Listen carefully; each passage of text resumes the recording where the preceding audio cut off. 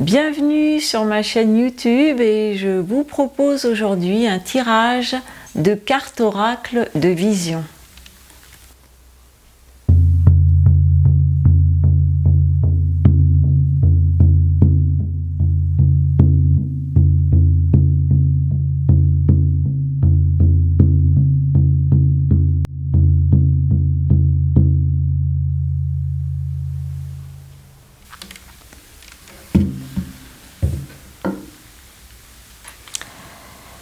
La nuit, l'hiver, la lune noire sont des moments propices pour rêver, pour avoir des visions.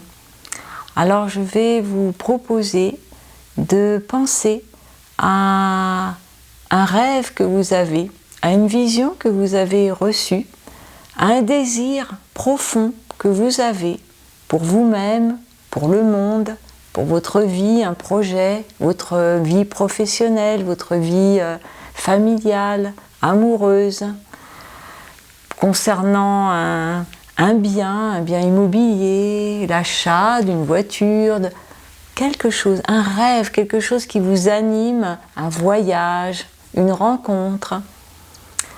Vous laissez venir ce rêve, cette vision.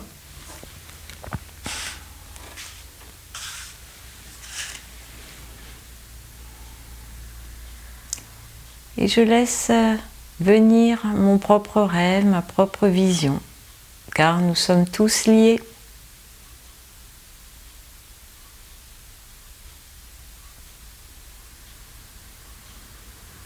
Et puis, je vais avec ma main gauche, celle qui correspond au côté gauche de mon corps, au côté droit de mon cerveau, le cerveau féminin, réceptif, celui qui rêve, celui qui n'est pas rationnel, celui qui parle le langage des métaphores, qui comprend, qui fonctionne par analogie. Je laisse cette main choisir cette carte pour nous. Singe. Je dédramatise. Le rire est le grand remède contre bien des maux.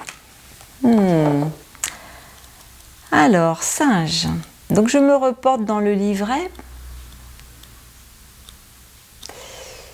et je me dirige vers la page du singe qui nous incite donc à dédramatiser.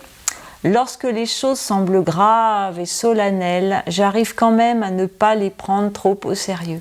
Je suis agile en toutes circonstances. Je ne vois, n'entends, ne dis que le bien.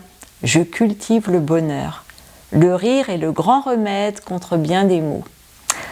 Alors bien, ce conseil de singe aujourd'hui est, je crois, très utile, et puis j'ai envie de dire qu'il s'applique finalement à toutes les situations, à tous les cas, parce qu'effectivement, quoi que l'on veuille, quoi que l'on désire, quels que soient nos rêves, nos aspirations profondes, il est bon de se rappeler parfois que la vie ne mérite peut-être pas d'être prise tellement au sérieux. Ça me fait penser à cette fameuse part aléatoire.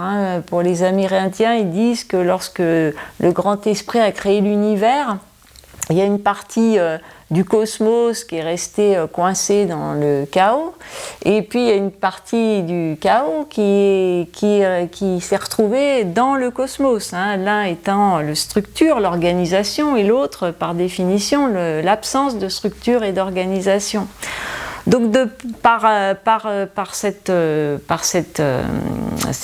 croyance sur la création du monde, eh bien, les Amérindiens estiment que de toute façon, il y a toujours une part de ce qui nous arrive qu'on ne peut pas contrôler, même si bien sûr tout ce qu'on fait dans notre vie, c'est pour devenir de plus en plus responsable et maître de notre vie. Mais il ne faut pas oublier cette petite part de chaos à l'intérieur de nous et puis dans la vie. Alors, à quoi bon prendre tout trop au sérieux, trop au tragique? Est-ce qu'on arrive mieux à ses fins lorsqu'on vit les choses comme ça, sans recul en fait, hein, sans humour, sans humour? Voilà. Donc Singe nous rappelle qu'il est bon. Eh bien, Singe est déjà reparti de là où il venait.